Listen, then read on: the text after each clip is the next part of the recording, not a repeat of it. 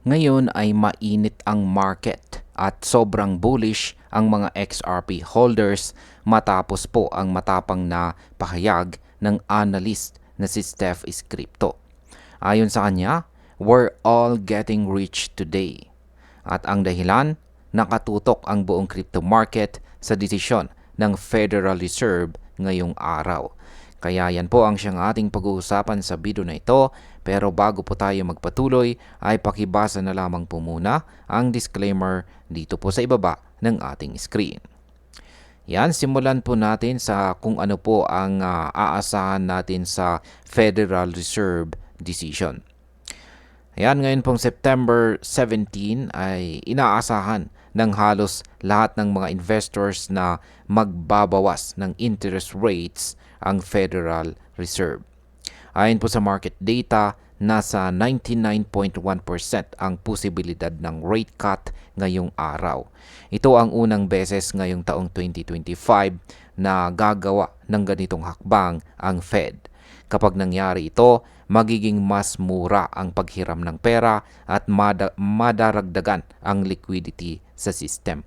Ang epekto po nito sa market ay karaniwang positibo para sa risky assets gaya ng crypto. Ngayon ay bakit po ba magandang balita ito para kay XRP? Kapag bumaba ang interest rates, mas maraming pera po ang umiikot at mas handa ang mga investors na pumasok sa mas risky na assets. Si XRP na kilala bilang asset para sa cross-border payments ay maaari pong makinabang dito. Mas malaki po ang tsansang tumaas ang kanyang presyo dahil dadami ang gustong bumili. Maaari itong magsilbing trigger para makakita po tayo ng short-term price rally kay XRP. Ngayon ay ano naman po ang papel ni Ginoong Jerome Powell dito?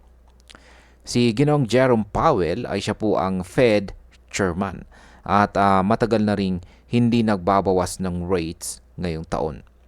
Pero dahil po sa pressure mula sa markets at maging kay President Trump, halos sigurado na gagawin na ito ngayong araw. Kapag kinumpirma po niya ang rate cut, malamang na makakita tayo ng mabilis na pagtaas ng presyo sa mga digital assets gaya ni XRP. Kung mas malaki pa ang rate cut kaysa sa inaasahan, mas malakas po ang pwedeng maging rally. Yan, bilang panghuli, ang opinion ko naman tungkol dito ay ito ay napakalaking pagkakataon para kay XRP at sa buong crypto market. Kapag tuluyang bumaba ang rates, maaaring ito ang simula ng bagong bullish phase. Pero kahit positibo po ang signals, mainam pa rin na mag-ingat dahil pwede pong magkaroon ng volatility pagkatapos ng announcement.